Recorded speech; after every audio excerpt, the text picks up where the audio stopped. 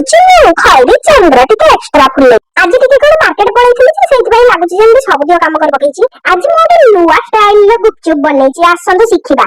ଏମିତିଆ ଗୁପଚୁପ କେବେ ବି ଖାଇନଥିବେ ଆପଣ, ମୁଁ ଭଲସେ ଜାଣି। କାହିଁକି ନା ଏମିତିଆ ଗୁପଚୁପ ଆମ ଓଡିଶାରେ କୋଉଠି ବି ନାହିଁ। ଏଇଟା ଗୋଟେ ସ୍ପେଶାଲ ଗୁପଚୁପ। ଆକ୍ଚୁଆଲି ଏଇଟା ଗୁଗୁନିରେ ହିଁ ହୁଏ। ମଟର ଆଉ ଆଳୁକୁ ସିଝେଇ ଦେବେ, ତାପରେ ସିଝିଗଲା ପରେ ସେଇଥିରେ ପିଆଜ ଆଉ ଆମର ଯୋଉ ଗରମ ମସଲା, ଧନିଆ ଗୁଣ୍ଡ, ଲଙ୍କା ଗୁଣ୍ଡ ସବୁ ପକେଇ ଆମ ଦେଶୀ ଯୋଉଟା ମାନେ ଗ୍ଲାସରେ ଟିକେ ଦଳି ଦଳି ଦେବି ଭଲସେ ଆଉ।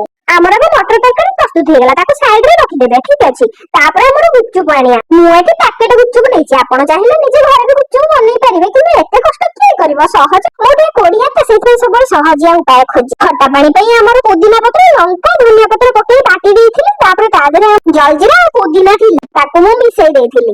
ଆମର ଖଟା ପାଣି ପ୍ରସ୍ତୁତ ହେଇଗଲା। ତାପରେ ଘୁଗୁନି ସହିତ ଖାଇଯିବେ ଖାଲି ଆଉ ଗୋଟେ ପରେ ଗୋଟେ। ଏଇ ଖୁସିରେ ଚ୍ୟାନେଲଟାକୁ ଲାଇକ୍ ସବସ୍କ୍ରାଇବ କରିଦେବେ ଆଉ।